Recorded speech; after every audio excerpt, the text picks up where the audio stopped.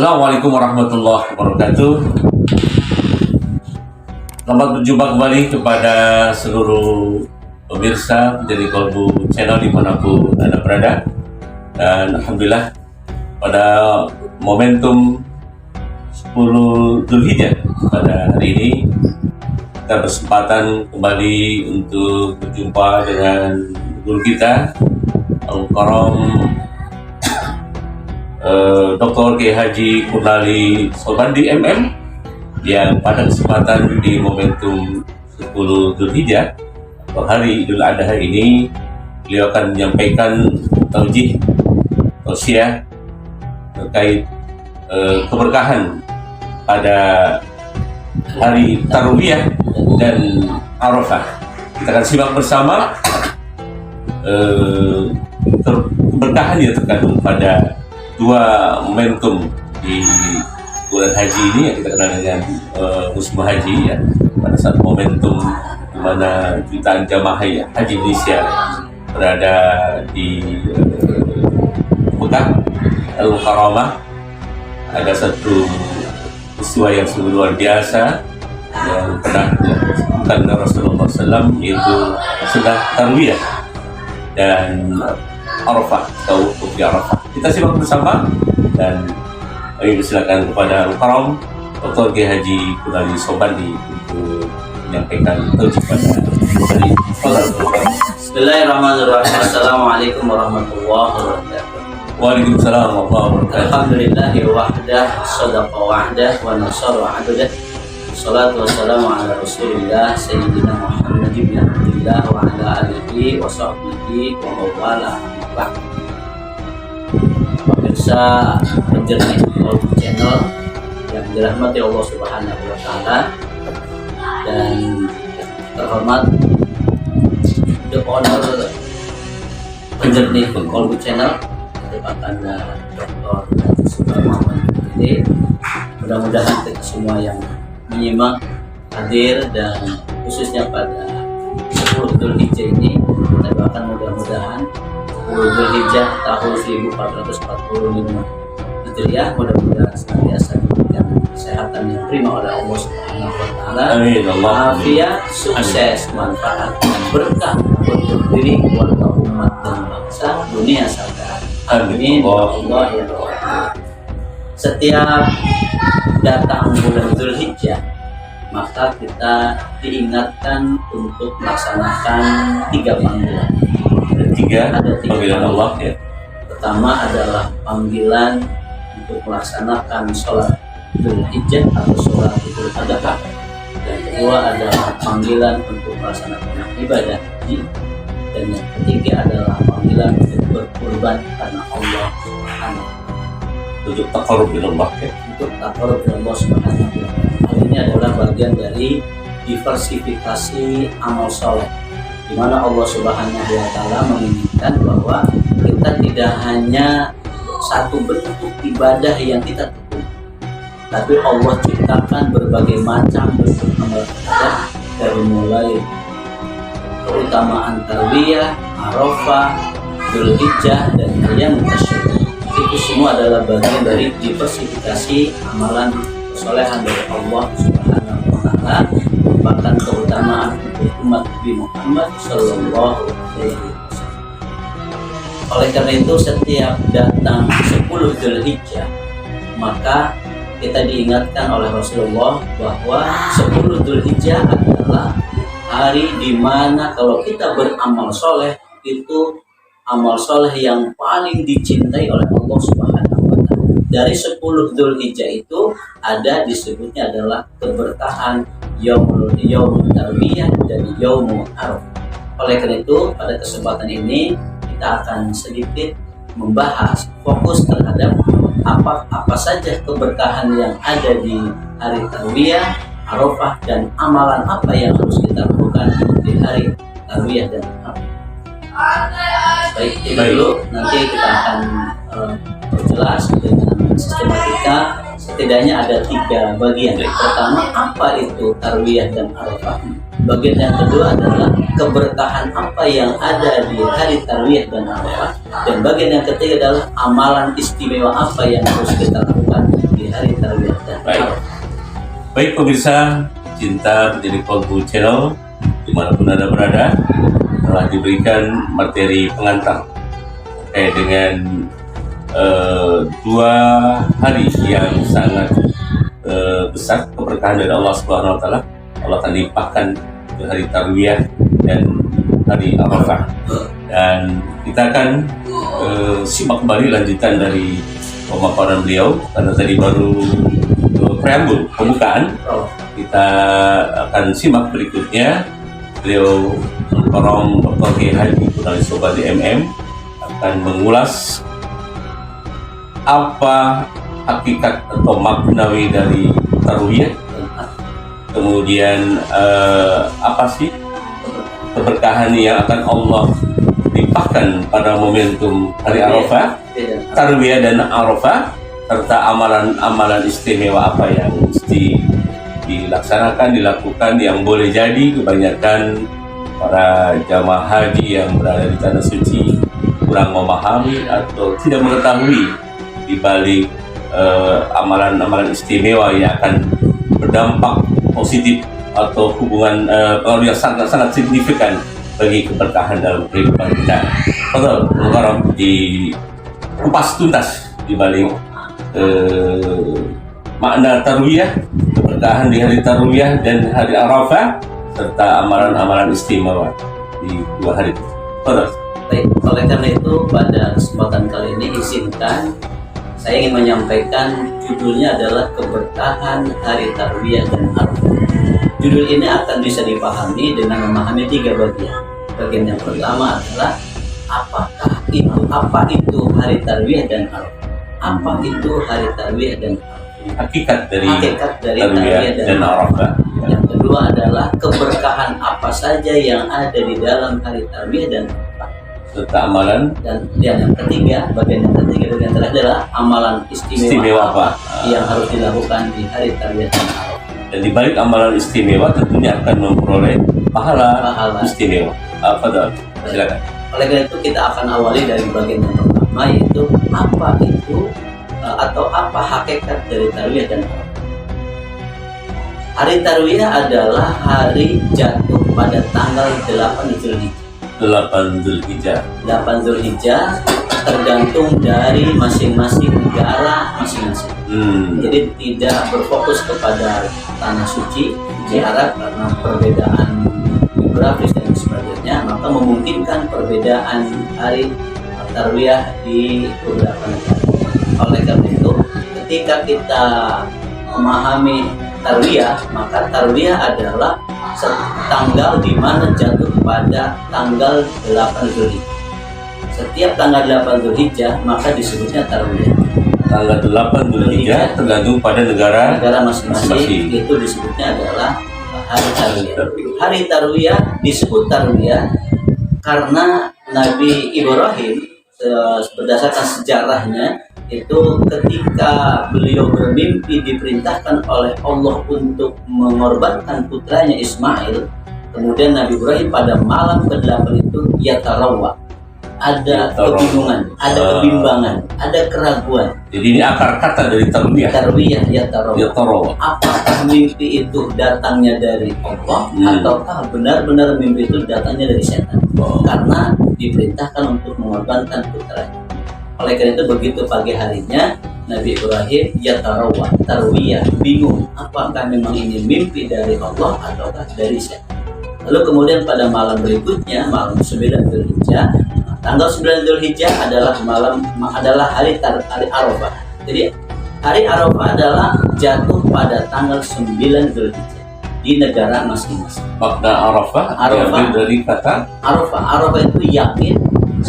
Pada malam itu, kenapa disebut Arafah? Karena pada malam berikutnya Nabi Ibrahim bermimpi kembali, untuk mengorbankan putra kesayangannya yaitu Nabi Ismail. Dan di hari itu begitu paginya Nabi Ibrahim meyakini bahwa ini adalah mimpi benar-benar dari Allah, bukan dari setan. Sehingga hari itu disebutnya Yaumul Arafah, hari benar-benar mimpi dari Allah Subhanahu wa Ta'ala. Dan kita akan masuki bagian yang kedua, yaitu keberkahan yang ada di hari Tarwiyah dan Arafah. ketika datang hari Tarwiyah dan Arafah, setidaknya ada 3 keberkahan. Ada 3 Keberkahan yang pertama adalah bahwa di hari Arafah adalah merupakan hari di mana Allah membebaskan hambanya dari neraka terbanyak. Selain hari Arafah, tidak ada yang bisa mengungguli nominal atau maksimal dari Allah memberikan pembebasan dari neraka. Jadi itulah hari di mana Allah Subhanahu wa taala paling banyak membebaskan hambanya dari neraka. Hal ini didasarkan oleh hadis Rasulullah sallallahu alaihi wasallam, "Ma min yawmin aktsara min an ya'tika fihi Allahu 'abdan minan nar wa yadnu thumma yadnu wa yubahi bihimul malaika fa yaqulu ma arada haula." Jadi ketika kata Rasulullah sallallahu alaihi wasallam mengatakan bahwa tidak ada hari yang paling banyak di mana Allah memerdekakan hambanya dari neraka kecuali hari Arafah. Bahkan Allah Subhanahu wa taala mendekat kepada malaikat dan membanggakan kepada mereka. Lihat, mereka apa yang mereka ingin akan aku kabul. Itu yang pertama, bahwa hari Arafah adalah di mana hari terbanyak Allah memerdekakan hambanya dari neraka. Keberkahan yang kedua, di hari Arafah adalah termasuk doa yang terbaik adalah doa Arafah. Rasulullah bersabda, "Khairud du'a du'a'u yaumil Arafah wa khairu ma qultu ana wan nabiyyuna min qabli la ilaha illallah wahdah la syarikalah lahul mulku wa lahul hamdu yuhyi wa yumiitu wa huwa 'ala kulli syai'in qadir." Kata Rasulullah, sebaik-baiknya doa adalah doa di Arafah. Apalagi doa para sahabat-sahabat kita yang sedang menunaikan ibadah haji di Arafah, maka ada waktu dari mulai pagi sampai malam hari, itu adalah bagian dari doa, dari masa yang paling dikabul oleh Allah Subhanahu wa taala dan tempat yang paling mustajab, yaitu di Arafah. Oleh karena itu, kesunahan kita ketika berada di Arafah bagi orang-orang yang sedang manasik haji, maka disunahkan untuk zikrullah, berdoa kepada Allah, apapun bukan dilarang. Lebih baik berdoa daripada tidur, lebih baik berdoa daripada ngobrol, lebih baik berdoa daripada melakukan hal-hal yang sia-sia. Itu keberkahan yang kedua. Dan yang ketiga adalah di mana di hari Arafah merupakan penentuan apakah haji itu mabrur atau tidak, diterima atau tidak, sah atau tidak, itu tergantung daripada apakah dia wukuf di Arafah atau tidak. Kata Rasulullah, al-hajju Arafah, haji adalah wukuf di Arafah. Sehingga orang yang sedang sakratul maut pun itu harus ditandu dan harus melewati wukuf di Arafah supaya ibadah hajinya sah, karena wukuf di Arafah adalah salah satu dari rukun Yang terakhir, bagian yang terakhir adalah bagaimana atau amal apa saja, amalan istimewa apa saja yang harus dilakukan oleh hamba di hari Tarwiyah dan Arafah. Baik, Mukarram, diulas tadi 3 keistimewaan atau keberkahan yang akan Allah limpahkan ketika momentum di Arafah. Dimana di Arafah ini tanpa ada kemuliaan harinya, di hari Arafahnya itu pada rentang waktu pagi hari sampai malam hari ya. Kemudian tempatnya juga dapat tempat yang memang penuh kemuliaan ya. Dan tadi terkait dengan keberkahan Tarwiyah tampaknya belum dikupas. Nah, pemirsa pencinta penyidik Polhut Channel boleh jadi menunggu-nunggu di balik keberkahan Arafah ada juga keberkahan Tarwiyah, sehingga saudara-saudara kita yang belum berkesempatan berhaji yang akan tekadkan nanti akan menjalankan sedang di momentum 8 Zulhijjah untuk Tarwiyah yang mengikuti sunnah Rasulullah SAW. Baik, untuk Tarwiyah ini masuk pada rentetan dari 10 Zulhijjah, dan ini dalilnya adalah berdasarkan dari Rasulullah Al-Fajr. Bismillahirrahmanirrahim. Wal fajri wal layalin ashr wasyaf'i wal watr. Demi fajar dan demi malam-malam yang 10 dan demi malam-malam yang genap dan malam-malam yang ganjil. Yang dimaksud dengan malam-malam genap adalah 10 Dzulhijjah. 10 Dzulhijjah ini ada keterangan yang mengatakan ada yang dimaksud dengan 10 hari genap ini adalah 10 pertama Ramadan, 10 terakhir Ramadan, dan ada yang mengatakan 10 hari genap itu adalah 10 awal Dzulhijjah. Oleh karena itu, bagian dari pendapat ulama 10 Dzulhijjah termasuk di dalamnya adalah hari Tarwiyah, memiliki keberkahan yang cukup luar biasa. Hal ini memang tidak ada pernyataan khusus tentang Tarwiyah, namun ada hadis dari Rasulullah SAW. Ini berkaitan dengan amalan istimewa apa yang harus kita lakukan ketika di hari Tarwiyah dan hari Arafah. Setidaknya amalan itu adalah ada dua. Yang pertama adalah berpuasa sunnah karena Allah Subhanahu wa Ta'ala di hari Tarwiyah dan hari Arafah. Di mana ada hadis mengatakan barang siapa yang puasa sunnah Tarwiyah, hari Tarwiyah tanggal 8 Dzulhijjah, maka dia akan mendapatkan ampunan dosa dari Allah 1 tahun, yaitu 1 tahun sebelumnya. Ketika kita melaksanakan kesalahan kehilapan, maka berarti 1 tahun yang lalu kita sudah diampuni oleh Allah Subhanahu wa Ta'ala.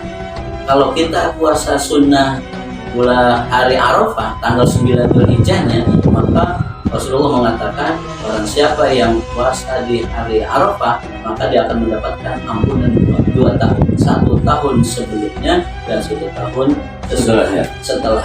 Hal ini didasarkan dari hadis Rasulullah SAW, di mana Rasul bersabda, ma min ayyamin al-amalus salih ahabbu ila Allah fi asri Dzulhijjah. Fi asri Dzulhijjah.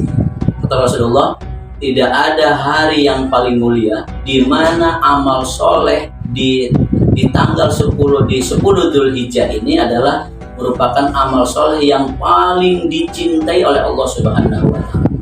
Kemudian para sahabat bertanya, wala jihad, qalu wala jihadu fisabilillah. Sahabat bertanya, apakah jihad fisabilillah juga akan bisa terkalahkan dengan amal soleh yang ada pada 10 Dzulhijjah? Kata Rasulullah, nah, bahwa wala jihadu fisabilillah, termasuk jihad fisabilillah juga akan terkalahkan, kecuali illa rajulun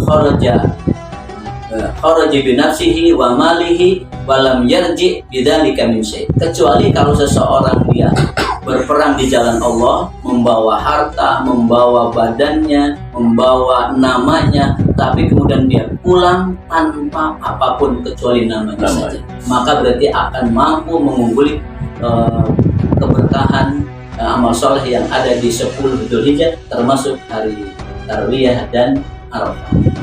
Yang kedua adalah amalan yang paling istimewa di hari Tarwiyah dan Arafah adalah zikir kepada Allah Subhanahu wa Ta'ala. Zikirnya sudah disampaikan oleh Rasulullah, wa khairu ma qultu ana wan nabiyuna min qabli, sebaik-baiknya zikir yang aku ucapkan dan para nabi sebelum ucapkan adalah la ilaha illallah wahda la syarikalah lahul mulku wa lahul hamdu yuhyi wa huwa ala kulli syai'in qadir.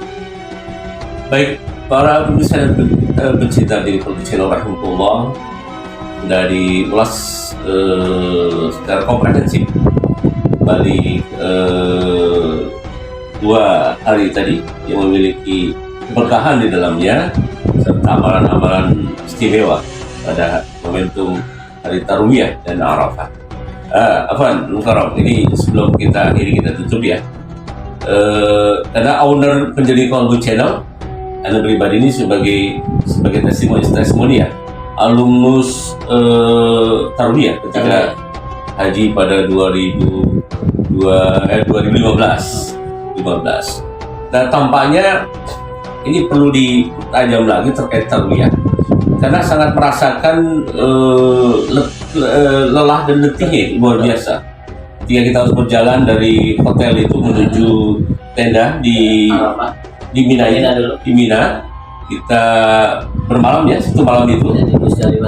Kemudian paginya habis sholat subuh kita harus berjalan kaki dari tenda Mina ini menuju Arafah. Ya, dari tarwiyah ini. ya tarwiyah. Kalau berjalan kaki kan? Musdalifah dulu, nginap di Musdalifah. Mabit di Musdalifah. Kalau Musdalifah bukan nanti setelah selesai Arafah mau melontar itu kita mampir dulu di hotel dulu. Nah ini dari hotel, dari hotel kita berjalan kaki pagi hari ini. Berjalan kaki dilepas itu ya. Lebih dahulu menandatangani pernyataan bahwa kita siap menerima konsekuensi apapun dari tarwiyah ini. Ini cukup seriusan nih dari tarwiyah ini, dari pihak kerajaan Saudi Arabia itu meminta kita menyatakan kesediaan menanggung resiko karena kita sudah berniat ikut tarwiyah. Kemudian berjalan kaki dari hotel ini menuju tenda di Mina, kita istirahat terus sampai bermalam, satu malam, besok subuhnya baru berjalan kaki menuju Arafah. Sama sekali tidak boleh naik kendaraan, gitu ya. Nah, ini pertanyaannya ini supaya memotivasi saudara kita yang memang berniat tahun depan insyaallah menunaikan ibadah haji, di balik tarwiyah yang begitu melelahkan, sebetulnya dulu pernah dilakukan Rasulullah beserta para sahabat ya. Nah, ada nilai apa di tarwiyah ini dalam arti kemuliaan, keberkahan, balasan dari Allah Subhanahu wa taala ketika ada jamaah haji di tanah suci menunaikan tarwiyah. Ini karena begitu melelahkan dia itu sangat dirasakan, tidak lelah. Baik, secara umum memang manasik haji adalah membutuhkan pengorbanan fisik. Hampir tidak banyak mengorbankan intelektual atau pemahaman yang menguras pikiran. Tapi Allah menginginkan kepada kita adalah apakah yang Dia perintahkan itu ditaati atau tidak. Sehingga ketika kita menyatakan sanggup melaksanakan dan pasrah kepada Allah, maka kita mengucapkan labbaik Allahumma labbaik. Apapun yang Allah perintahkan, maka kami akan melaksanakan, akan memenuhinya. Inilah yang disebut dengan bahwa ibadah haji adalah ajallul qurbat wa afdalul ta'at dan ajallul qurbat. Haji adalah pendekatan yang paling hebat dan ketaatan yang luar biasa. Sehingga ketika kita sudah menyatakan labbaik Allahumma labbaik, bahwa kami mencintaimu ya Allah sepenuh hati, kata Allah Subhanahu wa taala, saya perlu bukti. Coba kamu kalau diperintah untuk memakai kain ihram, apakah kamu akan mampu melaksanakannya? Padahal ketika kamu tidak melaksanakan haji, maka pakaian itu menjadi sebuah kebesaran dan kehormatan. Apalagi kita sudah memiliki jabatan dan sebagainya, maka pakaian itu adalah bagian dari kehormatan dan kebanggaan kita. Sekarang kata Allah Subhanahu wa taala, coba lepas itu semua dan pakai pakaian di mana merupakan pakaian adalah simbol kematian. Dan kita mau melaksanakan itu. Termasuk juga ketika Allah memerintahkan untuk berjalan kaki, pergi dari hotel ke Mina, dari Mina kemudian berjalan lagi ke Arafah, itu bagian dari ketulusan kita bahwa pernyataan kita adalah labbaik Allahumma labbaik. Maka janji Allah Subhanahu wa taala bahwa tidak ada seseorang yang mendapatkan haji yang mabrur kecuali balasannya adalah surga dari Allah Subhanahu wa taala. Oleh karena itu kita bersyukur dan kita doakan sahabat-sahabat kita, keluarga kita, ahli taulan kita yang sedang melaksanakan ibadah haji. Kita doakan mudah-mudahan mereka tetap sehat, selamat dan pulang membawa haji yang mabrur. Dan kita yang berada di tanah suci, di tanah air ini, maka masih ada kesempatan, yaitu ketika tarwiyah dan Arafah kita berdoa kepada Allah, karena khairud doa yaumi Arafah. Mudah-mudahan di tahun-tahun yang akan datang kita pun akan diberikan kesempatan untuk ziarah ke Baitul Haram dan ziarah ke makam Rasulullah sallallahu alaihi wasallam. Baik para pemirsa dan pecinta pendidik Qalbu Channel dimanapun Anda berada, akhir sudah kajian terkait dengan keberkahan pada dua momentum di saat manasik haji, yaitu Yaumul Tarwiyah dan Yaumul Arafah. Intinya kami berharap semoga ini memotivasi bagi Anda semua, mobil khusus yang belum berkesempatan untuk menunaikan ibadah haji. Itu ada pernyataan juga, bukan ibadah haji paradigma yang salah kalau menunggu panggilan Allah. Kalau kita tidak membuka jendela hati untuk dipanggil, tidak akan bisa dipanggil. Jadi kita ubah paradigma itu.